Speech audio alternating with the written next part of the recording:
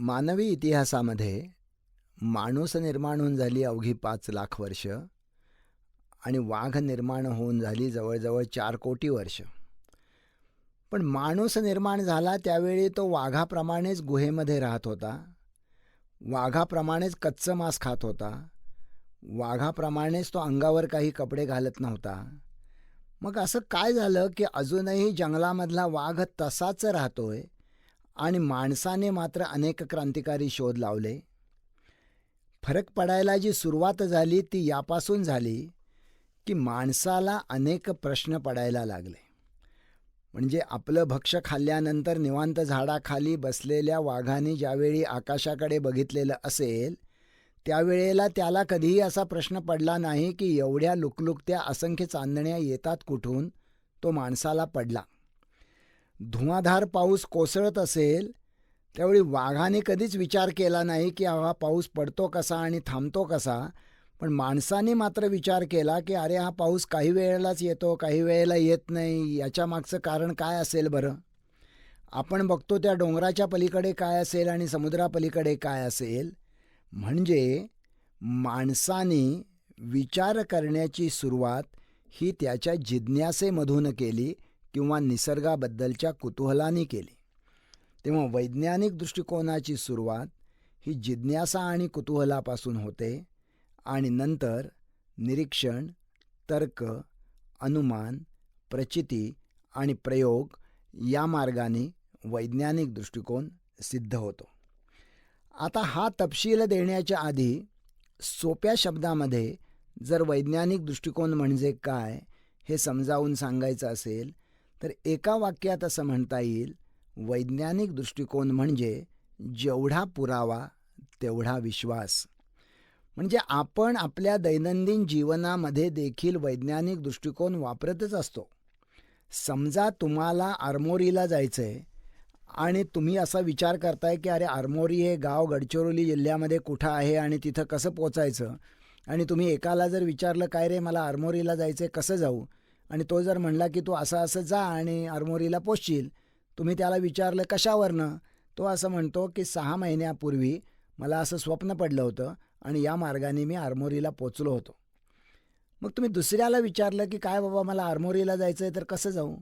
मग दुसरा माणूस असं सांगतो की नाही तुम्ही असं जर गेला तर आरमोरीला पोचाल. तुम्ही त्याला विचारता कशावरनं, तो म्हणतो 2 महिन्यापूर्वी एस टी स्टँडवर एक जण दुसऱ्याशी बोलत असताना आरमोरीला असं जाऊन आला असं त्यांनी सांगितल्याचं मला अंधुकपणे आठवतं. मग तुम्ही तिसऱ्याला विचारता की मला आरमोरीला जायचं आहे तर मी कसा जाऊ. मग तो आणखी एक मार्ग सांगतो. तुम्ही म्हणता कशावरनं, तो असं म्हणतो की महिन्यापूर्वी माझा एक मित्र आरमोरीला या मार्गाने जाऊन आला. आणि चौथ्याला ज्यावेळी तुम्ही विचारता त्यावेळी तुम्हाला तो सर्व तपशील देतो आणि तुम्ही त्याला असं विचारता की हे बरोबर आहे पण आरमोरीला जायचा हा मार्ग आहे तुम्हाला कसं कळलं. तर तो असं म्हणतो की माझे एक तातडीचं काम निघालं आरमोरीला आणि म्हणून 4 दिवसापूर्वी या मार्गाने मी आरमोरीला जाऊन आलो. तुम्ही सगळ्यात जास्त विश्वास कोणावर ठेवाल आणि सगळ्यात कमी विश्वास कोणावर ठेवाल. तुम्ही सगळ्यात कमी विश्वास ठेवाल की ज्याने 6 महिन्यापूर्वी स्वप्नामध्ये आरमोरीला जाण्याचा रस्ता बघितलेला आहे. तुम्ही त्याच्यापेक्षा जास्त विश्वास पण तरीही कमी विश्वास ठेवाल ज्याने बसस्टँडवर एकाने दुसऱ्याला सांगताना ऐकलेलं आहे असं त्याला आठवतं. तुम्ही त्याच्यापेक्षा जास्त विश्वास पण तरीही कमी विश्वास त्याच्यावर ठेवाल की ज्याचा मित्र आरमोरीला जाऊन आलेला आहे. आणि तुम्ही सगळ्यात जास्त विश्वास त्याच माणसावर ठेवाल की जो 4 दिवसापूर्वी स्वतःच एका विशिष्ट मार्गाने आरमोरीला जाऊन आलेला आहे. म्हणजे जेवढा पुरावा तेवढा विश्वास ही जी बाब आपण आपल्या दैनंदिन व्यवहारामध्ये वापरतो हाच वैज्ञानिक दृष्टिकोनाचा गाभा आहे. पण हा जो सिद्ध होतो तो मगाशी मी तुम्हाला म्हटलं तसं निरीक्षण, तर्क, अनुमान, प्रचिती आणि प्रयोग. निरीक्षण याचा अर्थ असा, आपल्याला माहीत आहे की आपण 28 फेब्रुवारी हा राष्ट्रीय विज्ञान दिन म्हणून साजरा करतो. याचं कारण असं की CV रामन यांना ज्या रामन इफेक्टसाठी नोबेल पुरस्कार मिळाला ते त्यांचं आंतरराष्ट्रीय दर्जाचं संशोधन हे 28 फेब्रुवारीला नेचर नावाच्या नियतकालिकामध्ये प्रसिद्ध झालं. पण प्रत्यक्ष घटना काय आहे? CV रामन चाललेले होते बोटीवरनं इंग्लंडला. त्याला अर्थातच 2-3 आठवडे लागायचे. रोज सकाळ संध्याकाळ ते बोटीच्या डेकवर उभे असायचे. त्यांना वर अथांग निळं आकाश दिसायचं, खाली अथांग निळा समुद्र दिसायचा. आता त्यांना असं वाटणं शक्य होतं की हे देवा, तू किती थोर आहेस की तुझं वर कसं छान छान निळं आकाश आहे आणि खाली कसं छान छान निळा अथांग समुद्र आहे. तेव्हा देवा, तुझे किती सुंदर आकाश आहे असं न म्हणता वर देखील अथांग निळं आकाश आणि खाली देखील अथांग निळा समुद्र, असं का? या निरीक्षणामधनं रामन इफेक्टचा जन्म झाला. किंवा युरोपमध्ये जी औद्योगिक क्रांती झाली त्याच्याबद्दलची गोष्ट आपल्याला नेहमी असं सांगण्यात येतं की जेम्स वॅट विचारामध्ये गढलेला होता. बाजूच्या किटलीमध्ये चहा उकळत होता, त्याच्यावर झाकण ठेवलेलं होतं. थोड्या वेळाने झाकण खाली पडलं. जेम्स वॅटने ते झाकण उचललं आणि पुन्हा त्याच्यावर ठेवलं. पुन्हा तो काम करायला लागला. पुन्हा थोड्या वेळाने ते झाकण खाली पडलं.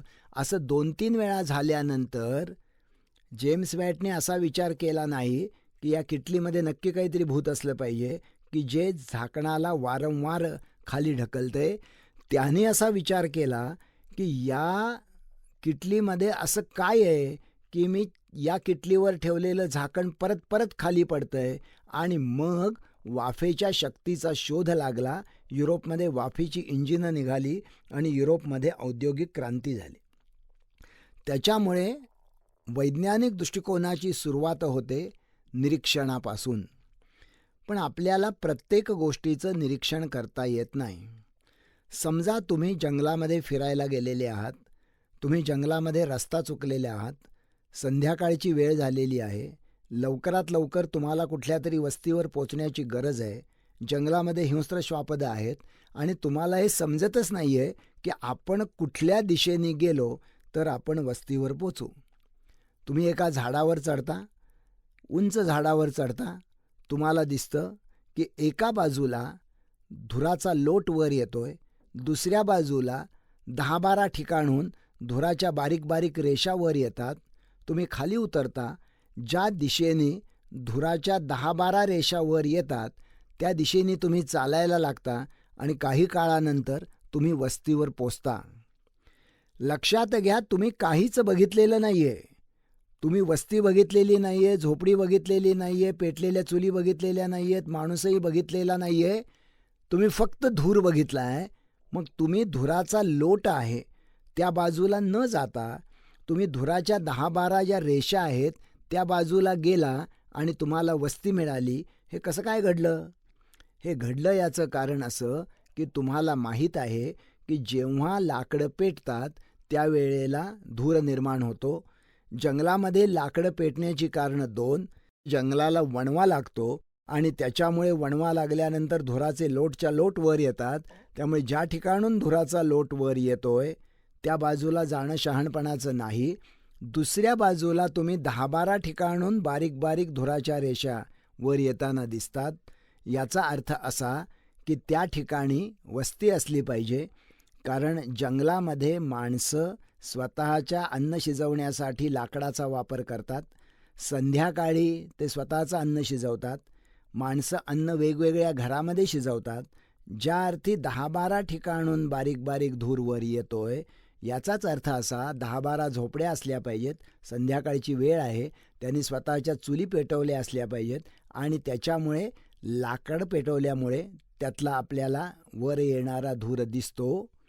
म्हणजे जर तुम्हाला निरीक्षण करता आलं नाही तर तुम्ही तर्क किंवा अनुमान करता. अनुमान याचं एक दुसरं नमुनेदार उदाहरण आहे.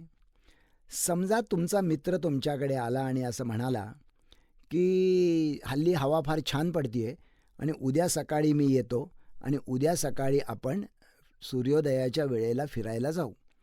आता तुम्हाला जर हे माहीत आहे की तुमचा मित्र हा सूर्यवंशी आहे, तो सकाळी 8 शिवाय उठत नाही, तर तुम्ही त्याला असं म्हणाल की अरे उगीच थापा मारू नको, तू सकाळी 8 शिवाय उठत नाहीस आणि तू सूर्योदयाच्या वेळेला कुठला माझ्याकडे येणार फिरायला जायला. पण तुम्ही त्याला असं म्हणाल का की तू म्हणतोस की उद्या तू माझ्याकडे येणार, सूर्योदय झाल्यानंतर आपण फिरायला जाणार, पण सूर्योदय होणार उद्या याची खात्री काय? आता उद्या सूर्योदय होणार का नाही याची खात्री तुम्ही आज देता, याचं कारण तुम्हाला हे माहीत आहे की पृथ्वी निर्माण झाल्यापासून म्हणजे 460 कोटी वर्ष रोज सकाळी सूर्य ठरलेल्या वेळीच उगवतो. एकही दिवस 460 कोटी वर्षामध्ये सूर्याने कॅज्युअल लीव घेतलेली नाही. कारण सूर्याने एक कॅज्युअल लीव घेतली की आपल्या सगळ्यांची परमनंट लीव होती. त्याच्यामुळे उद्या सकाळी मी असेन का नाही याचं उत्तर अवघड आहे, पण सूर्य असेल का नाही याचं उत्तर अनुमानावर आधारित अचूक आहे की ज्या अर्थी 460 कोटी वर्ष सूर्य ठरलेल्या वेळी उगवतोय त्या अर्थी उद्या सकाळी सूर्य उगवणं ही गोष्ट घडून येण्याची शक्यता अनुमानाने सगळ्यात जास्त आहे. निरीक्षण झालं, तर्क झालं, अनुमान झालं. चौथी गोष्ट म्हणजे प्रचिती. प्रचिती याचा अर्थ असा, आद्य शंकराचार्यांनी देखील एक उदाहरण दिलेलं आहे.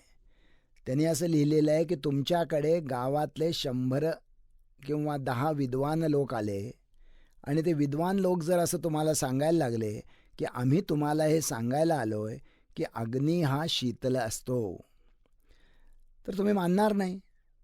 ते जर असं म्हणाले की आम्ही ग्रंथसंपदा घेऊन आलोय आणि आम्ही तुम्हाला ही 100 पुस्तकं दाखवतो ज्याच्यामध्ये असं लिहिलंय की अग्नी हा शीतल असतो, तुम्ही त्यांना असं म्हणाल की तुम्ही विद्वान आहात, त्याच्याबद्दल आम्हाला आदर आहे, तुम्ही जे ग्रंथ आणलेत त्याच्याबद्दलही आम्हाला आदर आहे, परंतु माझा अनुभव असं सांगतो की ज्या वेळेला मी अग्नीला हात लावतो त्यावेळेला मला चटका बसतो, त्यामुळे माझी प्रत्यक्ष प्रचिती ही तुमच्या ग्रंथप्रामाण्यापेक्षा किंवा शब्दप्रामाण्यापेक्षा अधिक महत्त्वाची आहे.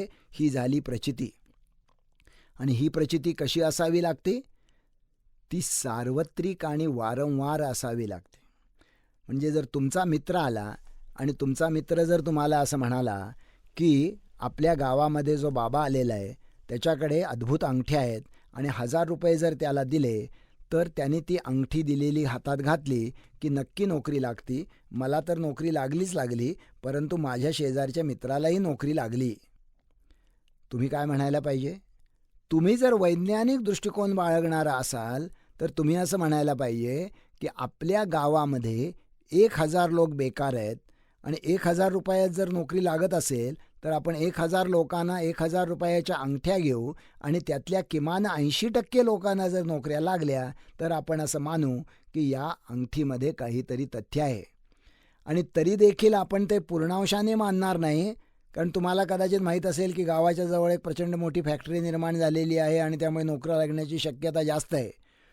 जर त्या अद्भुत अंगठीने नोकरी लागत असेल तर ती आपल्या गावात जशी लागती तशीच भारतातल्या कुठल्याही शहरामध्ये 1000 लोकांना त्या अंगठ्या दिल्यानंतर त्यातल्या 80% लोकांना नोकरी लागली पाहिजे. म्हणजे प्रचिती वारंवार येणारी आणि सार्वत्रिक येणारी. आणि शेवटचा मुद्दा म्हणजे प्रयोग.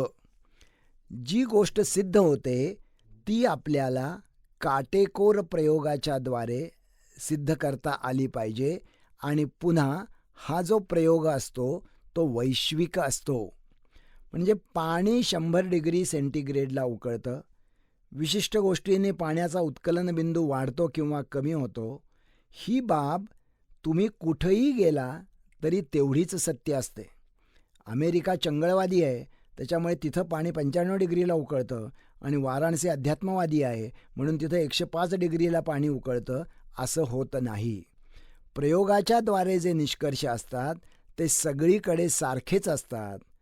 म्हणजे वैज्ञानिक दृष्टिकोन याचा अर्थ मुक्त तर्काला धरून केलेलं कोणतंही विधान जे निरीक्षण, परीक्षण, काटेकोर तर्क, गणित, प्रत्यक्ष प्रचिती आणि प्रयोग याद्वारे सिद्ध झालेलं असतं त्याला आपण वैज्ञानिक दृष्टिकोनाने सिद्ध झालेलं विधान असं मानतो. खरं म्हटलं तर त्याला शास्त्रीय विचार पद्धतीनं सिद्ध झालेलं विधान असं म्हणायला पाहिजे. मी जाणीवपूर्वक शास्त्रीय विचारपद्धती आणि वैज्ञानिक दृष्टिकोन याच्यामध्ये फरक करतोय. शास्त्रीय विचारपद्धती म्हणजे मी आत्ता तुम्हाला सांगितलेली विचारपद्धती, किंवा ज्याला इंग्लिशमध्ये म्हणतात observe, arrange, question, synthesize, generalize, make hypothesis, verify, conclude आणि इंडक्शन किंवा डिडक्शन. परंतु ही बाब शास्त्रीय विचारपद्धतीची, त्याला मूल्याची जोड दिली की तो वैज्ञानिक दृष्टिकोन बनतो. ही मूल्य कुठली आहेत? ही मूल्य आहेत, एक म्हणजे स्वायत्तता, दुसरी म्हणजे सम्यकता, तिसरी म्हणजे निर्भयता, चौथी गोष्ट म्हणजे नम्रता आणि पाचवी गोष्ट म्हणजे शोधकता. वैज्ञानिक दृष्टिकोनाला अभिप्रेत असलेली ही 5 मूल्य स्वतःच्या जीवनामध्ये रुजवणं याच्यावर वैज्ञानिक दृष्टिकोनाची वाटचाल अवलंबून असते. पहिलं मूल्य स्वायत्तता. स्वायत्तता याचा अर्थ असा की हे विश्व स्वायत्त कार्यकारण भावाने अस्तित्वात आहे. याचा अर्थ असा, कोणत्याही सुष्ट शक्तीची उपासना केली म्हणून या विश्वामध्ये आपोआप चांगलं काही घडत नाही, आणि कोणत्याही दुष्ट शक्तीचा कोप झाला म्हणून या विश्वामध्ये आपोआप काही वाईट घडत नाही. या विश्वामध्ये जे काही घडतं त्याच्या मागे कार्यकारण भाव असतो आणि तो आपल्याला शोधता येतो. त्याच्यामुळे तुम्ही एकदा असं मानलं की हे विश्व स्वयंकार्यकारण भावाने बद्ध आहे, त्याला स्वायत्त कार्यकारण भाव आहे, की तुम्हाला तुमच्या जीवनाचं नियंत्रण करणाऱ्या कुठल्या तरी अलौकिक शक्तीच्या पायावर आपलं डोकं ठेवण्याची गरज पडत नाही. पुढचं मूल्य मी म्हटलं सम्यकता. सम्यकता याचा अर्थ काय? एक उदाहरण मी जर आपल्याला दिलं तर आपल्याला अधिक नेमकेपणाने ते कळू शकेल. काही वर्षापूर्वी महाराष्ट्रामध्ये जुलैच्या अखेरपर्यंत पाऊस पडला नाही. प्रचंड प्रमाणामध्ये दुष्काळ पडण्याची चिन्ह दिसायला लागली. त्यावेळचे महाराष्ट्राच्या राज्यपालांनी लोकांना असं आवाहन केलं की पाऊस पडावा याच्यासाठी प्रत्येकाने आपापल्या देवाची प्रार्थना करावी. आता राज्यपालाने आवाहन केलं म्हणून शिक्षणमंत्र्यांनी केलं, शिक्षणमंत्र्यांनी केलं म्हणून शिक्षण संचालकांनी केलं, शिक्षण संचालकांनी केलं म्हणून जिल्हा शिक्षणाधिकाऱ्यांनी केलं, म्हणून मुख्याध्यापकांनी केलं, जिल्हाधिकाऱ्यांनी केलं, आणि सगळ्या शाळेमधले विद्यार्थी आणि ऑफिसेसमधले कर्मचारी बाहेर आले आणि त्यांनी हे देवा तू आम्हाला पाऊस दे आणि दुष्काळ संपू दे म्हणून देवाची प्रार्थना केली. त्यावेळेला आम्ही पत्रक काढलं होतं, हा महाराष्ट्रातल्या समाजसुधारकांच्या परंपरेचा अपमान आहे. आता हे बरोबर होतं का चूक होतं? तुमच्यापैकी कुणीही असा प्रश्न विचारू शकेल की ज्या वेळेला आपण अडचणीत असतो त्यावेळेला आपण देवाची करुणा भागतो. देवाची करुणा भाकून ती गोष्ट घडते का न घडते हे सोडून द्या, पण ज्यावेळी घरामधला माणूस जास्त आजारी असतो, ज्या वेळेला वैद्यकीय उपाय थांबलेले असतात, त्यावेळेला आपण देवाला नमस्कार करून असं म्हणतो की हे देवा बाबा तूच आता काहीतरी आम्हाला यातनं वाचव. अशा परिस्थितीमध्ये महाराष्ट्र जर दुष्काळाला तोंड देतोय आणि त्यावेळेला जर आपल्या हातामध्ये पाऊस पाडणं नाही आहे, तर देवाची करुणा भाकणं हे महाराष्ट्रातल्या समाजसुधारकांचा अपमान कसा काय, असा प्रश्न आम्हाला विचारण्यात आला. आपल्याला हे आवर्जून सांगायला पाहिजे की महाराष्ट्राला समाजसुधारकांची एक फार मोठी परंपरा आहे, आणि त्यांच्या मांडणीचं एका वाक्यात जर सार काढायचं झालं असेल, एका वाक्यात नव्हे एका शब्दात, तर ते आहे बुद्धिप्रामाण्यवाद किंवा वैज्ञानिक दृष्टिकोन. म्हणजे महाराष्ट्रामध्ये दुष्काळ सदृश जी स्थिती निर्माण झाली त्याचं कारण महाराष्ट्रामध्ये पावसाने ओढ दिली आणि पाऊस कमी पडला हे होतं का दुसरं काही होतं? आपण असा विचार केला पाहिजे की इस्राईलमध्ये वर्षाला 4 ते 6 इंच पाऊस वाळवंटामध्ये पडतो, आणि त्या इस्राईलमधली शेती बघायला महाराष्ट्रातला शेतकरी जातो. महाराष्ट्रामध्ये गेल्या 100 वर्षामधले पावसाची आकडेवारी प्रत्येक तालुक्यामध्ये उपलब्ध आहे, आणि ती कुठंही 10 इंचाच्या खाली नाही, सरासरीने तर नाहीच नाही. आता जर 8 ते 10 इंच पाऊस तुम्हाला पडत असेल आणि त्या प्रमाणामध्ये कमी का होईना पाऊस त्यावर्षी 31 जुलैपर्यंत पडलेला होता, अशा वेळेला तुम्ही पडलेला पावसाचा प्रत्येक थेंब जर अडवला, मुरवला, जिरवला आणि काटेकोरपणे वापरला तर तुम्हाला एका पिकाला निश्चित पाणी मिळतं, दुसऱ्या पिकाला देखील आवश्यक तेवढं पाणी मिळतं. याच्यासाठी माती अडवा पाणी जिरवा करण्याची गरज आहे. ही गोष्ट महाराष्ट्रामध्ये अनेकांनी सिद्ध केलेली आहे. औरंगाबादमध्ये प्रताप बोराडेंनी सिद्ध केलेली आहे. राळेगण शिंदेमध्ये अण्णा हजारेंनी सिद्ध केलेली आहे. नगर जिल्ह्यामध्ये पोपटराव पवारने सिद्ध केलेली आहे. याचा अर्थ असा, महाराष्ट्राला पुरेसं पाणी पडत असताना देखील पावसाने थोडीशी ओढ घेतल्यानंतर जर आपण परमेश्वराची आणाभाका घ्यायला लागलेले असू तर ते योग्य नाही. कारण हे पाण्याच्या अभावी आलेलं संकट हे आसमानी नाही, ते सुलतानी आहे. ते राज्यकर्त्यांच्या नादानपणामुळे निर्माण झालेलं आहे. ते निसर्गाच्या अवकृपेमुळे निर्माण झालेलं नाही. हा जो स्वायत्तपणे, एकंदरीत स्वायत्त आणि सम्यकपणे प्रश्नाकडे बघण्याचा दृष्टिकोन आहे, हा महत्त्वाचा आहे. त्याच्यामुळे तुम्ही ज्यावेळी वैज्ञानिक दृष्टिकोन बाळगता त्यावेळी तुम्ही स्वायत्तता आणि त्याच्याबरोबर सम्यकता हा देखील विचार करणं अतिशय महत्त्वाचं असतं. कारण दोन गोष्टींचा परस्पर संबंध प्रत्येक वेळेला कळतोच असं नाही. उदाहरणार्थ महाराष्ट्रामध्ये 10वी आणि 12वीला बेडकाचं डिसेक्शन करणं हे शिक्षण खात्याने सक्तीचं केलं आणि कोकणामधलं भाताचं उत्पन्न घसरलं. आता कदाचित तुम्हाला वर पाहता हे इतकं गमतीचं वाटेल की महाराष्ट्रामध्ये 10वी 12वीला बेडकाचं डिसेक्शन चालू करणं काय आणि भाताचं उत्पन्न कोकणात घसरणं काय, याचा काय संबंध आहे? संबंध असा की मोठ्या प्रमाणामध्ये बेडूक डिसेक्शनसाठी लागायला लागले. त्यामुळे रायगड आणि सिंधुदुर्ग रत्नागिरी जिल्ह्यातले बेडूक फार मोठ्या प्रमाणामध्ये अन्यत्र पाठवण्यात आले. ते बेडूक भाताच्या वरचे खोडकिडे खायचे. ते बेडूक नाहीसे झाल्यामुळे किडे वाढले, स्वाभाविकपणे भाताचं उत्पन्न कमी झालं. तेव्हा भाताचं उत्पन्न कमी का झालं याचं कारण महाराष्ट्रातल्या शिक्षण खात्याने अभ्यासात केलेला बदल असं असू शकतं. हे सगळं सम्यकपणे आपल्याला पाहता आलं पाहिजे. तिसरा वैज्ञानिक दृष्टिकोनाचा अतिशय महत्त्वाचा निकष म्हणजे शोधकता. म्हणजे सतत तुम्ही चौकसपणे विचारत आणि बघत राहिलं पाहिजे. अनेकदा भाषणांच्या ठिकाणी मी असं विचारतो की सिसिली नावाचा जो देश होता, त्या सिसिलीमधल्या राजाच्या पदरी अनेक पंडित होते आणि त्या पंडितांना एके दिवशी दरबार भरले असताना राजाने असं विचारलं की पाण्याने काठोकाठ भरलेल्या टबामध्ये जर जिवंत मासा सोडला तर पाणी खाली सांडत नाही आणि मेलेला मासा सोडला तर पाणी खाली सांडतं, याचं कारण काय?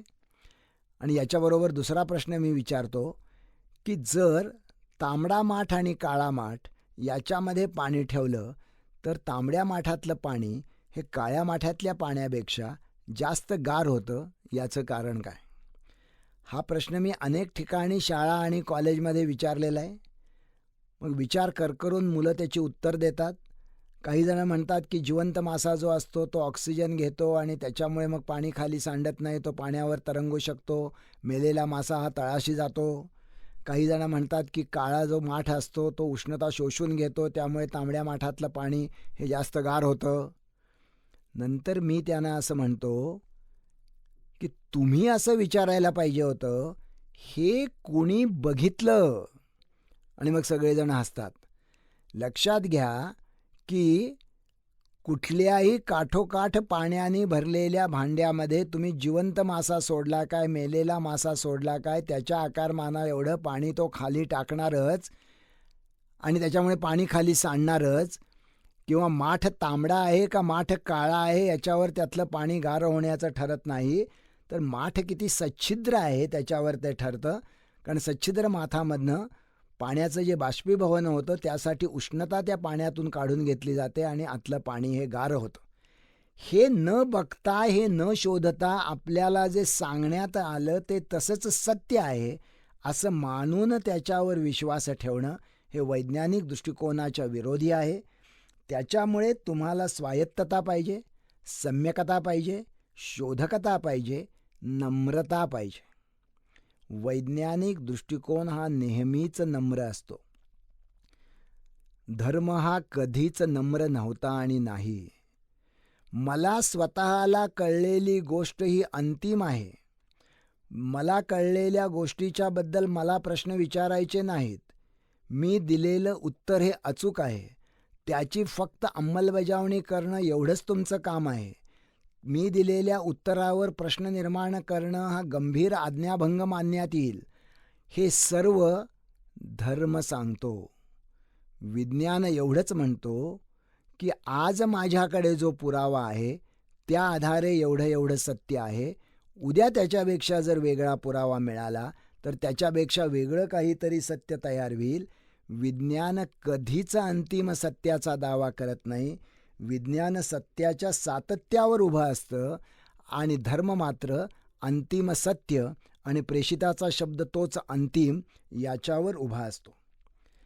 आणि वैज्ञानिक दृष्टिकोनाचा सगळ्यात महत्त्वाचा निकष असा की वैज्ञानिक दृष्टिकोन, आगरकरांनी असं म्हटलेलं आहे की नुसतंच ज्ञान वाढून फायदा नाही, त्याप्रमाणे वागण्याचं धैर्य यायला पाहिजे. म्हणजे भारतामध्ये म्हणजे महाराष्ट्रामध्ये जवळजवळ 80 वर्षापूर्वी असा एक महापुरुष होऊन गेला की ज्या महापुरुषांनी आज देशावर येणारं संकट हे बरोबर ओळखलेलं होतं आणि तो सांगत होता, लोक हो, आपली जी अमर्याद लोकसंख्या वाढतीये हे देशावरचं फार मोठं संकट आहे. त्याच्यामुळे तुम्ही आता लवकरात लवकर कुटुंब नियोजन करा.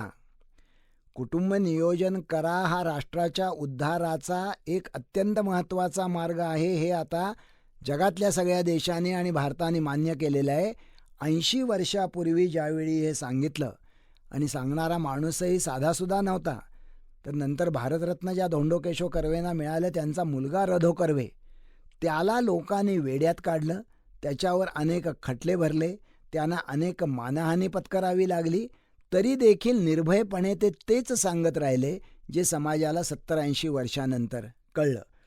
त्यामुळे तुम्ही निरीक्षण, तर्क, अनुमान, प्रचिती आणि प्रयोग याद्वारे शास्त्रीय विचारपद्धती स्वीकारू शकता, परंतु तुम्हाला त्याच्याबरोबरच स्वायत्तता, सम्यकता, शोधकता, नम्रता आणि निर्भयता या मूल्य जाणीवांचा स्वीकार करणं ही गोष्ट तुम्ही वैज्ञानिक दृष्टिकोन स्वतःच्या जीवनामध्ये अंगीकारण्यासाठी अतिशय महत्त्वाची आहे.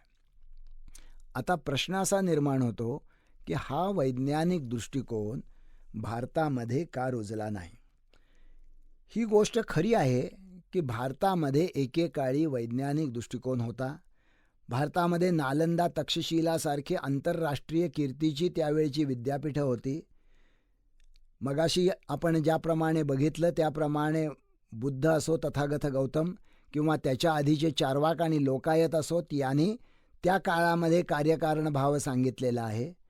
इसवी सनाच्या 5व्या शतकामध्ये या ठिकाणी वराह मिहीर झाला, ज्यांनी सूर्य हे तारा आहे हे सांगितलं. त्याच्यानंतर आर्यभट्टाने असं शोधून काढलं की मला स्वतःला असं वाटतं की जरी सूर्य हा पृथ्वीभोवती फिरतो असं दिसत असेल तरी पृथ्वी सूर्याभोवती फिरते. शून्याचा शोध हा भारतामध्ये लागला आणि त्यांनी जगातल्या गणिताची एक फार मोठी अडचण दूर केली. सुश्रुतासारखा एक अतिशय उत्तम दर्जाचा सर्जन भारतामध्ये निर्माण झाला की ज्याने प्लॅस्टिक सर्जरीची मुहूर्तमेढ रोवली. एवढं सगळं आपल्या देशामध्ये होतं, ही गोष्ट खरी. परंतु जवळजवळ इसवी सनाच्या 7व्या शतकापासून ते इसवी सनाच्या 18व्या शतकापर्यंत 1000 वर्ष या देशामध्ये एक तमोयुग आलं.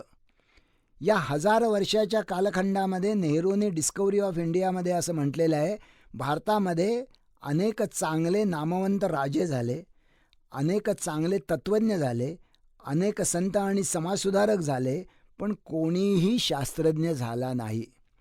म्हणजे हा प्रश्न देखील पडला नाही की हे मुघल कोण, ते कुठनं आले, त्यांचं बलस्थान काय, त्यांचं मर्मस्थान काय. हा आपल्या नशिबाला आलेला भोग आहे आणि नियतीचं रहाट गाडगं वर आणि खाली जात असतं. आज आपलं रहाट गाडगं खाली गेलेलं आहे आणि उद्या कधी ते वर येईल अशा पद्धतीचा दृष्टिकोन या देशाने हजारो वर्ष बाळगला आणि या देशामध्ये मग सगळी चर्चा होत राहिली ते कुणी कोणाच्या पंक्तीला बसावं, कुणी कोणाच्या पंक्तीला बसू नये, गंध उभं लावावं का आडवं लावावं, चातुर्मासामध्ये कांदा आणि लसूण खावा का खाऊ नये, जानवं किती पदरी घालावं, गाईचा शेपटा तोंडावरनं फिरवल्याने पुण्य मिळतं का गोमूत्र पिल्यामुळे आपल्याला स्वर्गात थेट प्रवेश मिळतो. या सर्व गोष्टींच्यामुळे हजार वर्ष या देशामध्ये वैज्ञानिक दृष्टिकोन रुजण्यासाठी योग्य त्या स्वरूपाची मानसिकता निर्माण झाली नाही. आज जर आपण त्याचा आढावा घेतला तर आपण त्याच्यापासून शिकू शकू आणि आपण स्वतः बदलू शकू. यापैकी पहिली गोष्ट म्हणजे आपल्या संस्कृतीमध्ये प्रश्न विचारण्याला प्रतिष्ठा नाही आणि प्रश्न विचारून घेण्याची सवय नाही. मुलाला असंख्य प्रश्न पडत असतात. मुलगा विचारत असतो गुरुजींना की गुरुजी मला सांगा की सूर्य सूर्योदयापूर्वी आणि सूर्यास्तापूर्वी तांबडा का दिसतो. तो बाईंना विचारत असतो की बाई मला हे सांगा की काजवा रात्री का चमकतो. तो गुरुजींना विचारत असतो की गुरुजी मला सांगा की फुलपाखराच्या पंखावर एवढे रंग येतात कुठून. तो बाईंना विचारत असतो की समुद्राला भरती आणि ओहोटी आणि लाटा का तयार होतात ते मला सांगा.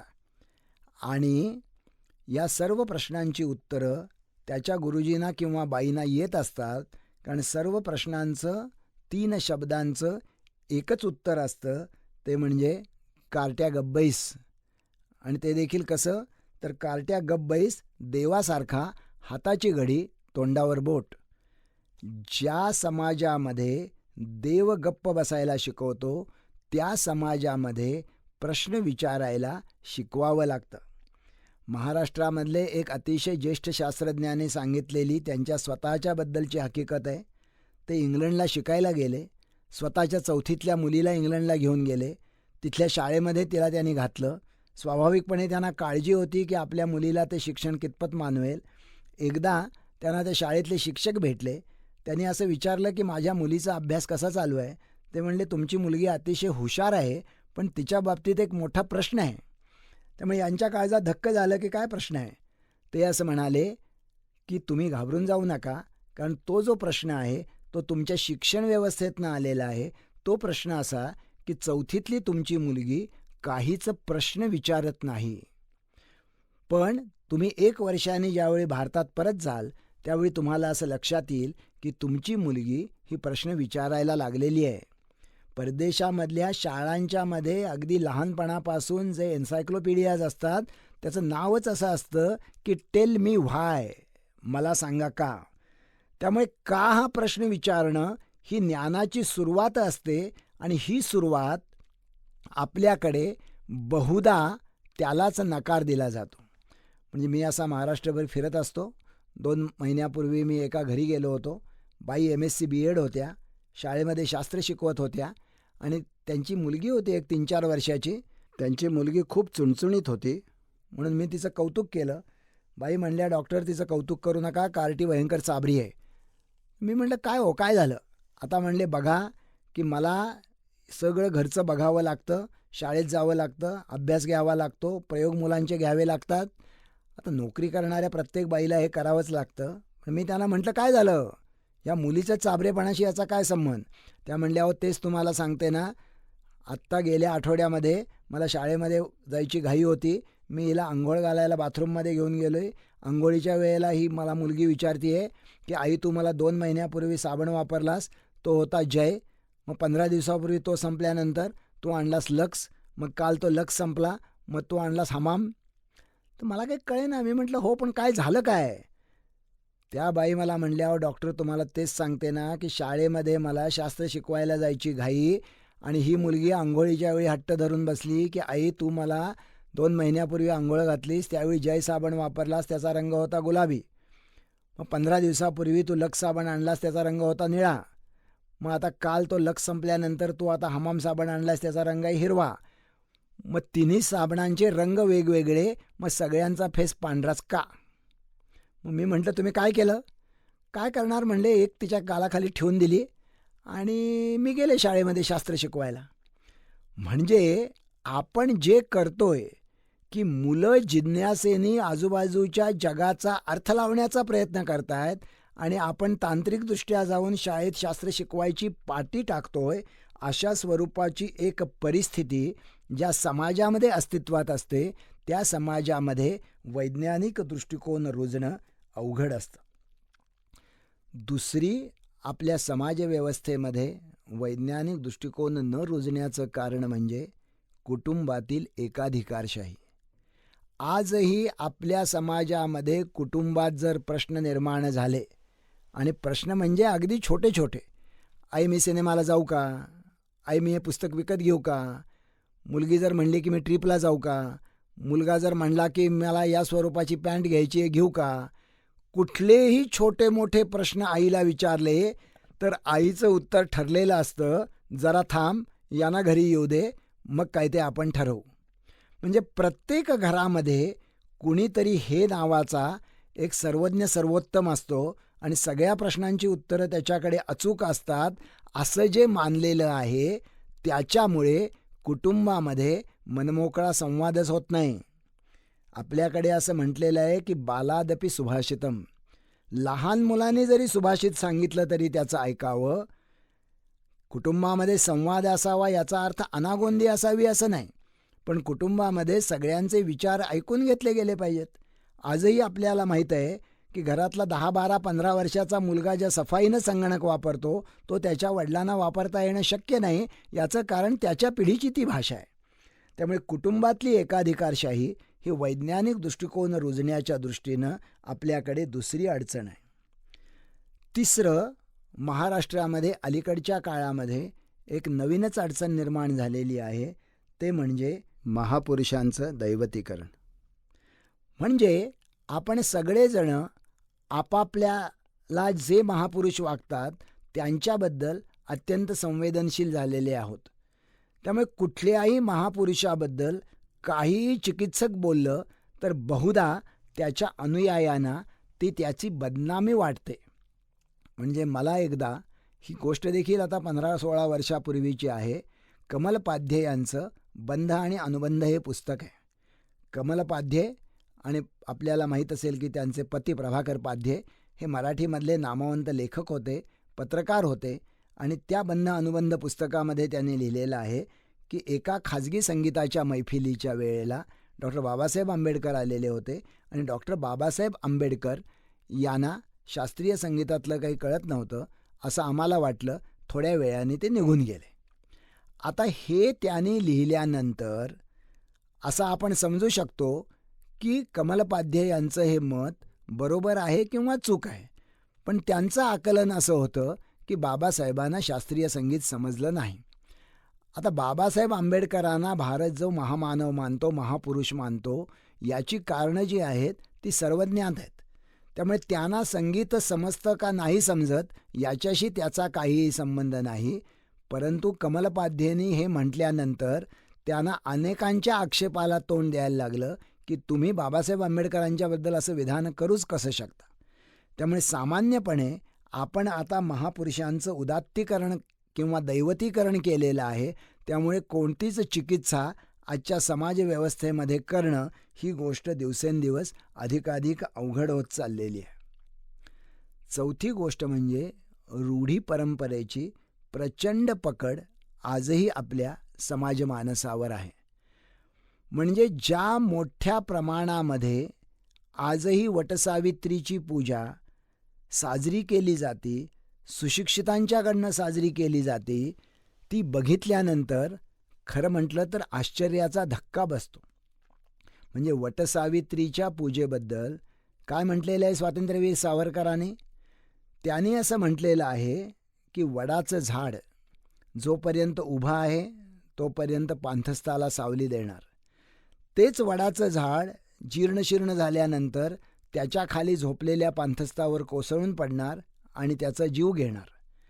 आपल्या खाली किंवा झोपलेल्या अथवा बसलेल्या पांथस्तावर कोसळून पडायचं का त्याला सावली द्यायची हे ज्या वडाच्या झाडाला समजत नाही त्याची स्वतःच्या मनोकामनांच्यासाठी पूजा करणं हे असत्याची पूजा आहे, असं स्वातंत्र्यवीर सावरकर म्हणालेले आहेत. आणि सत्यमेव जयते असं देशाचं ब्रीदवाक्य आहे आणि असत्यमेव वर्तते असं आपल्याचं काम आहे. त्याच्यामुळे आपल्याकडे असलेल्या कोणत्याही कर्मकांड आपण का करतो? म्हणजे हजारो लाखो वडाच्या फांद्या आता तोडल्या जातात पर्यावरण जिंदाबाद म्हणत, आणि स्वतःच्या घरी आणून आपण त्याची पूजा करतो आणि आपण असं म्हणतो की जन्मोजन्मी 7 जन्मी मला हाच नवरा मिळावा. आता याच्यामधला अंतर्विरोध देखील आमच्या एका शिक्षकाने अन्य शिक्षिकांना सांगितलेला होता. पेपर तपासत बसलेले होते हे सगळे प्राथमिक शिक्षक, गप्पा मारत होते. तो शिक्षक म्हणाला, हे तुमचं वटसावित्रीचं व्रत बरं आहे बरं का, आपल्या नवऱ्याला लवकर मारायचं. स्वाभाविकपणे त्या अन्य शिक्षिका चिडल्या. त्या म्हणल्या, तुमचा नसेल विश्वास तर मानू नका, पण आमच्याबद्दल बोललेलं आम्हाला असं चालणार नाही. या आमच्या धर्मभावना आहेत. आम्ही नवरा जन्मोजन्मी 7 जन्मी तोच मिळावा आणि त्याला दीर्घ आयुरारोग्य लाभावं म्हणून आम्ही हे व्रत करतो. तो शिक्षक शांतपणे म्हणला, अहो म्हणूनच मी तुम्हाला म्हणतो की तुम्ही नवऱ्याला लवकर मारण्याचं व्रत करता. स्वाभाविकपणे त्या शिक्षिका खवळल्या. शांतपणे तो शिक्षक म्हणला की हे बघा, नवरा आपल्याला कसा लागतो? तर नवरा आपल्याला नेहमीच वयाने आपल्यापेक्षा मोठा लागतो. त्या म्हणल्या, बरोबर आहे, ही परंपराच आहे की जर लग्नाच्या वेळेला स्त्री 22 वर्षाची असेल तर नवरा 26 वर्षाचा पाहिजे. नवरा आणि बायकोमध्ये एक 4 वर्षाचं तरी अंतर असणं बरं असतं. शिक्षक म्हणला, याचा अर्थ असा की तुम्हाला जर 7 जन्मी तो नवरा पाहिजे तर मग या जन्मामध्ये तो 4 वर्ष आधी मेल्याशिवाय तो पुढच्या जन्मात जाणार कसा आणि पुढच्या जन्मी तुमच्यापेक्षा मोठा होणार कसा? आता अशा स्वरूपाचा युक्तिवाद हा खरं म्हटलं तर त्यांची जी व्रतवैकल्य आहेत त्या व्रतवैकल्याला हास्यास्पद ठरवतो. पण आजची महाराष्ट्राची स्थिती अशी आहे की गेल्या 10 वर्षामध्ये एखाद्या पुराच्या पाण्याप्रमाणे वैभव महालक्ष्मीचं व्रत हे सगळ्या महाराष्ट्रभर पसरलेलं आहे. म्हणजे सुशिक्षित असोत अशिक्षित असोत, मुंबईचं महानगर असो नाहीतर कुठली तरी वाडी वस्ती असो, सगळीकडे बायका त्या मार्गशीर्षामधल्या गुरुवारी वैभव महालक्ष्मीचं व्रत करतात. त्यासाठी झाडाची पानं आणि फांद्या ओरबडतात. नंतर ते सगळं पुन्हा पाण्यामध्ये टाकून पाण्याचं प्रदूषण वाढवतात आणि असं मानतात की हे वैभव महालक्ष्मीचं व्रत केल्यामुळे आपल्याला वैभव प्राप्त होईल. या सगळ्यांचा पर्दाफाश करण्याच्यासाठी जे करावं लागतं ते अंधश्रद्धा निर्मूलन चळवळ करतेच. परंतु याला जर दाद द्यायची नसेल माणसाच्या मनाने तर त्यांनी वैज्ञानिक दृष्टिकोन स्वीकारणं हे महत्त्वाचं आहे. त्यामुळे प्रश्न विचारण्याची नसलेली सवय, कुटुंबातली एकाधिकारशाही, महापुरुषांचं उदात्तीकरण, रूढी परंपरांची पगड या 4 गोष्टींच्या बरोबर आणखी 2 महत्त्वाच्या बाबी आहेत की ज्या बाबींच्यामुळे वैज्ञानिक दृष्टिकोन आपल्या देशामध्ये रुजला नाही. आपल्या देशामध्ये आजही ब्रह्म आहे, परब्रह्म आहे. ब्रह्म आणि परब्रह्माचं मिलन होतं, त्याच्यामुळे आपलं आयुष्य उद्धरून निघतं आणि ब्रह्म आणि परब्रह्म हेच खरं आहे आणि सगळं जग हे माया आहे हे अजूनही सांगितलं जातं. सगळे बाबा बुवा तथाकथित संत महंत प्रवचनकार हेच सांगत असतात. त्यापैकी कुणीही ब्रह्म बघितलेलं नसतं, परब्रह्म बघितलेलं नसतं. ते ज्याला माया म्हणतात ते लौकिक जीवन मात्र प्रत्येक क्षणी आपल्याला जगावं लागत असतं.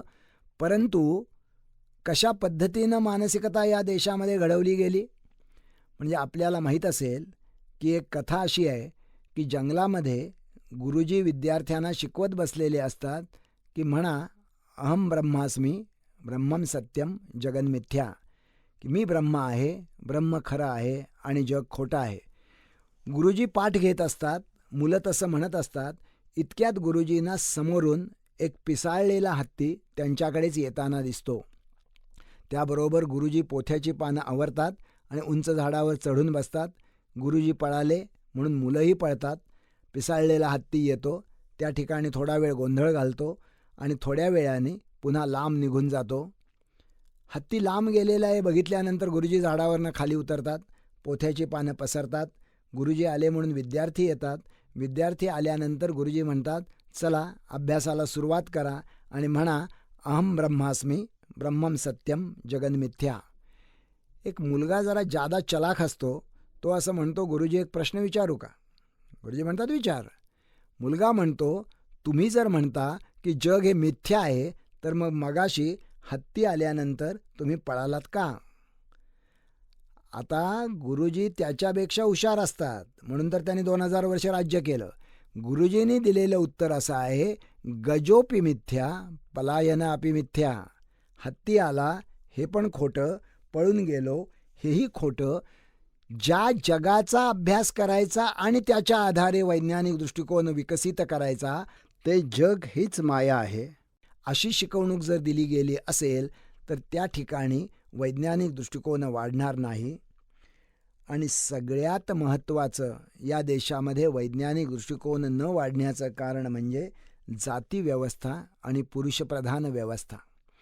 कारण या देशामध्ये तुम्ही 50% स्त्रियांना शिक्षणाची बंदीच केली, बहुसंख्य जातींना शिक्षणाची बंदीच केली. जे शिकले ते परंपरागत जातीचं ज्ञान तेवढं परंपरेने आले तेवढेच शिकले आणि फक्त मुठभर लोक वेद शिकत राहिले की ज्याच्यामध्ये काहीच औपचारिक ज्ञानाचा विकास नव्हता. त्यामुळे औपचारिक ज्ञानाच्या शिक्षणाची बंदी या देशामधल्या जर 96-97% लोकांना झाली असेल आणि उरलेले 3% लोक हे तत्त्वज्ञानात्मक ज्ञान याला जर ज्ञान समजत असतील तर 1000 वर्ष हा देश मागं पडला. याच्यामध्ये काही आश्चर्य नाही. कारण आपल्याला हे माहीत असेल की एकेकाळी या देशामध्ये विज्ञान अतिशय पुढं गेलेलं होतं. या देशाचा अतिशय समृद्ध व्यापार युरोपशी चाललेला होता. या देशामधनं अतिशय चांगल्या स्वरूपाचं कापड आणि मसाल्याचे पदार्थ चाललेले होते. हे सगळं जवळजवळ मधल्या 1000 वर्षामध्ये थांबलं. म्हणजे लक्षात घ्या की वैज्ञानिक दृष्टिकोनाच्या अभावामुळे केवळ हा देश मागं पडला एवढंच घडलं नाही, तर या देशामध्ये जे पारतंत्र्य आलं, म्हणजे वैज्ञानिक दृष्टिकोनाच्या अभावामुळे या देशामध्ये समुद्रातनं पलीकडे जाणं थांबवण्यात आलं. कधीतरी सावरकर ज्याला 6 सोनेरी बेड्या म्हणतात त्यातली एक सोनेरी बेडी आहे समुद्रबंदी. समुद्रात पलीकडे जाणं थांबवण्यात आलं आणि त्याच्यामुळे वास्को दी गामाला तिथल्या व्यापाऱ्याने आणि राजाने सांगितलं, अरे तो भारत देश कुठं आहे जरा शोधून काढ. पूर्वी त्या देशातले व्यापारी यायचे, त्यांच्याकडे अतिशय चांगलं रेशमी कापड असायचं, मसाल्याचे पदार्थ असायचे, त्यात प्रचंड फायदा होता. म्हणून वास्को दी गामा भारतामध्ये आला. नंतर डच आले, फ्रेंच आले, ब्रिटिश आले, पहिल्यांदा व्यापाऱ्यासाठी आले, नंतर मग आणखी काही सैन्य घेऊन आले, नंतर इथलं स्वातंत्र्य घेऊन गेले. म्हणजे वैज्ञानिक दृष्टिकोनाच्या अभावी आम्ही खूप काही गमावलेलं आहे, जगाच्या मागं पडलेलो आहे, एक प्रकारचं पारतंत्र्य आम्ही स्वीकारलेलं आहे. त्यामुळे आज तरी या देशामध्ये वैज्ञानिक दृष्टिकोन रुजला नाही. याच्यासाठी प्रश्न न विचारण्याची जी मानसिकता आहे ती दूर करणं, कुटुंबातली एकाधिकारशाही संपवणं, महापुरुषांचं कथित उदात्तीकरण थांबवणं, रूढी परंपरेची पक्कड ढिली करणं, या देशामध्ये ब्रह्म आणि माया या स्वरूपात विचार न करता रोकड्या वास्तवाचा विचार करणं आणि जातव्यवस्था आणि पुरुषप्रधानतेला याला तिलांजली देणं, या सर्व गोष्टींची गरज आहे. परंतु ही देत असताना वैज्ञानिक दृष्टिकोनाने काय करायला पाहिजे हे भारताचं विज्ञानविषयक धोरण पंडित जवाहरलाल नेहरूंनी 1953 साली देशाच्या लोकसभेमध्ये मांडलं. या स्वरूपाचं अधिकृत विज्ञान धोरण फार कमी देशांनी अधिकृतरित्या देशाच्या संसदेत मांडलेलं आहे. त्यावेळेला नेहरूंनी जे भाषण केलं त्या भाषणामधल्या 5 ओळी अशा आहेत, scientific temperament is a process of thinking, method of action, search of truth, way of life, spirit of A free man. वैज्ञानिक दृष्टिकोन काय आहे? It is a process of thinking. जे आपण बघितलं निरीक्षण, तर्क, अनुमान, प्रचिती, प्रयोग, ती नुसतीच प्रोसेस ऑफ थिंकिंग आहे का? नाही. It is a method of action. तुम्ही कृती कशी करावी, तुमची कोणती कृती अचूक आणि फलदायी होईल हे देखील तुम्हाला वैज्ञानिक दृष्टिकोन सांगतो. पण ते तेवढंच आहे का? नाही. It is search of truth.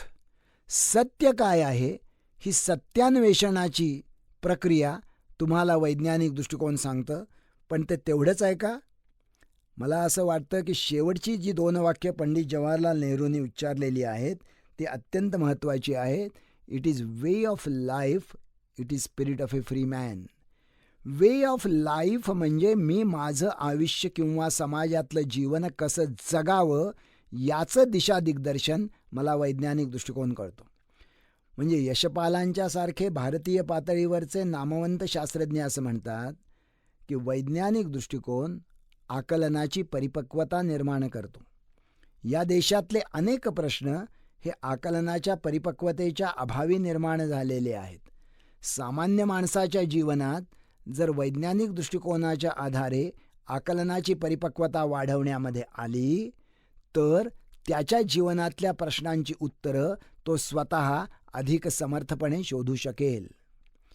हे सगळं असं ज्या वेळेला मी जळगावला एक पोलीस अधिकाऱ्यांचं शिबिर घेत असताना बोललो त्यावेळी एक DYSP दर्जाचे पोलीस अधिकारी उभे राहिले आणि ते मला असं म्हणले की डॉक्टर तुम्ही आत्तापर्यंत सोपं बोलत होता, परंतु हे मला कळलं नाही की तुम्ही हे जे म्हणताय की वैज्ञानिक दृष्टिकोन आकलनाची परिपक्वता निर्माण करतो, या देशामधले अनेक प्रश्न हे आकलनाच्या परिपक्वतेच्या अभावी निर्माण झालेले आहेत आणि सामान्य माणसाच्या जीवनात जर ही आकलनाची परिपक्वता वैज्ञानिक दृष्टिकोनाच्या आधारे वाढवण्यात आली तर आपल्याला अधिक चांगल्या प्रकारे या देशातल्या प्रश्नांचं सोडवणूक करता येईल. जरा समजावून सांगा. मी त्यांना असं विचारलं, बरं ठीक आहे, तुम्ही हे ऐकलेलं आहे का की भारत महासत्ता होणार आहे 2020 साली? ते म्हणले हो. मी म्हटलं काय हो 2020 साली भारत महासत्ता होणार आहे म्हणजे काय होणार आहे? मग त्यांनी जरा विचार केला आणि ते म्हणले की आज आपल्याकडे अणुबॉम्ब आहे, 2020 साली आपण हायड्रोजन बॉम्ब तयार करू. मग मी दुसऱ्या अधिकाऱ्याला उभं राहून विचारलं काय हो 2020 साली आपण कशामुळे होणार आहे महासत्ता? मग त्यांनी तोच तर्क पुढं चालवला आणि तो असं म्हणाला की 2020 साली आपल्याकडे आंतरखंडीय क्षेपणास्त्र असतील. आज आपण 300 किलोमीटरपर्यंत मारा करू शकतो, 2020 साली आपण 1200 किलोमीटरवर मारा करू शकू. मग मी तिसऱ्या अधिकाऱ्याला विचारलं काय होणार आहे? तो म्हणला आज आपण चांद्रयान मोहीम सुरू केलेली आहे आणि 2020 साली आपण चंद्रावर वसाहत केलेली असेल. चौथ्याला विचारलं काय होणार आहे? तो म्हणला विकसित मनुष्यबळ तंत्रज्ञानात आज भारताचा नंबर जगामधला 6वा आहे, 2020 साली तो 2रा असेल आणि भारत महासत्ता बनेल. एवढी सगळे प्रश्नांची उत्तरं ऐकल्यानंतर मी त्यांना म्हटलं की भारताचा नंबर आज एका बाबतीमध्ये जगामध्ये पहिला आहे आणि तो लवकर 2रा येण्याची शक्यता नाही. असं जागतिक बँकेने 21वं शतक सुरू झालं त्यावेळी म्हटलं होतं. कशाबद्दल तुम्हाला माहीत आहे का? असा प्रश्न विचारल्यानंतर बहुधा लोकांना लोकसंख्या हे उत्तर सुचतं. पण जागतिक बँकेने 2001 साली 21वं शतक सुरू होत असताना असा इशारा दिला होता की the India will have the dubious distinction of being having the 54% of the total illiterate population of the world when it will step in the 21st century. सगळं जग ज्यावेळी 21व्या शतकात प्रवेश करेल त्यावेळी भारताच्या वाट्याला एक विशेषत्व आलेलं असेल. कसलं विशेषत्व? की 600 कोटीच्या जगामध्ये जेवढे निरक्षर असतील त्यातले 54% निरक्षर एकट्या भारतामध्ये असतील आणि उरलेल्या जगामध्ये 46% निरक्षर असतील. आता आपण असा विचार केला पाहिजे की जो देश हायड्रोजन बॉम्ब तयार करू शकतो तो आपल्या सगळ्या बांधवांना साक्षर करू शकत नाही काय? आज देखील भारतामध्ये 1 लाख नवजात अर्भकांच्या मागं 500 बालकं जन्माच्या वेळेला मृत्यू पडतात. हे प्रमाण शेजारच्या बांगलादेशपेक्षा जास्त आहे. मग जो देश आंतरखंडीय क्षेपणास्त्र निर्माण करतो तो आपल्या आया बहिणींचा मृत्यू म्हणजे गरोदरपणात देखील आपल्याकडे आज जेवढ्या मोठ्या प्रमाणामध्ये स्त्रिया मरतात तेवढ्या शेजारच्या टिसभर सिलोनमध्ये मरत नाहीत. मग जो देश आंतरखंडीय क्षेपणास्त्र निर्माण करतो त्याला आपल्या आया बहिणींचे मृत्यू थांबवता येत नाहीत काय? जानेवारी महिना आला की आपल्या देशातल्या 3 लाख खेड्यातल्या भगिनींना पाण्याचा एक हंडा मिळवण्यासाठी 3-3 किलोमीटरपर्यंत वणवण करावे लागतं आणि 3-3 तास घालवावे लागतात. जो देश चंद्रावर वसाहत करणार आहे आणि जो देश जागतिक मनुष्यबळ तंत्रज्ञानामध्ये जगामध्ये दुसरा येणार आहे, तो आपल्या आया बहिणींना घरामध्ये नळाचं पाणी मिळावं एवढी सोय करू शकत नाही का? मग विचार असं करा, यापैकी कुठलाच प्रश्न कधीच या देशातल्या निवडणुकीचा प्रश्न का होत नाही? याचं कारण वैज्ञानिक दृष्टिकोन आकलनाची परिपक्वता निर्माण करतो आणि या देशातले अनेक प्रश्न हे आकलनाच्या परिपक्वतेच्या अभावी निर्माण झालेले आहेत. म्हणजे जर ही वैज्ञानिक दृष्टिकोनामुळे आकलनाची परिपक्वता इथल्या जनसामान्यांच्यात निर्माण झाली, तर स्वतःचे जे बेरोजगारीचे प्रश्न आहेत, स्वतःच्या आरोग्याचे जे प्रश्न आहेत, स्वतःच्या शिक्षणाचे जे प्रश्न आहेत, ते तो अग्रहक्काने विचारेल आणि स्वतःचं जीवन तो बदलू शकेल. आणि तो बदलण्याची ताकद देखील त्याला वैज्ञानिक दृष्टिकोनानेच दिलेली आहे, ज्याच्याबद्दल नेहरूंचं 5वं वाक्य आहे. ते असं म्हणाले की scientific temperament is a process of thinking, method of action, search of truth, way of life. आणि शेवटचं महत्त्वाचं वाक्य असं, it is spirit of A free man. ते माणसाचं स्वतंत्र असं आत्मभान आहे. आज आपलं जे आत्मभान आहे, जे लोकशाहीमध्ये निवडणूक प्रक्रियेमधनं व्यक्त होतं, हे आत्मभान कधी धर्माला शरण जातं, कधी जातीला शरण जातं, कधी गुंडगिरीला शरण जातं, कधी पैशाला शरण जातं आणि आपलं आत्मभान कलंकित होतं, कमजोर होतं. हे जे तुमचं spirit of A free man आहे, हे तुम्हाला जर तुमचं आत्मभान सदैव ताजं टवटवीत समर्थ ठेवायचं असेल, तर वैज्ञानिक दृष्टिकोनाची लस तुम्ही जर आयुष्यामध्ये एकदा घेतली, तर तुमचं spirit of A free man हे कायमचं चोख राहतं. आणि यामुळेच असं मानलं जातं की वैज्ञानिक दृष्टिकोन आणि निकोप लोकशाही याचा जवळचा संबंध आहे. त्यामुळे अंधश्रद्धा निर्मूलन करण्यापासनं वैज्ञानिक दृष्टिकोनाची सुरुवात होते आणि या देशामध्ये एक निकोप समर्थ लोकशाही निर्माण करण्यापर्यंत वैज्ञानिक दृष्टिकोन आपल्याला घेऊन जातो. मला स्वतःला असं वाटतं, ही सगळी सम्यकता जर आपण लक्षात घेतली, तर ती स्वतःला बदलण्यासाठी, समाजाला बदलण्यासाठी निश्चितपणे आपल्याला दिशादिग्दर्शक ठरू शकेल.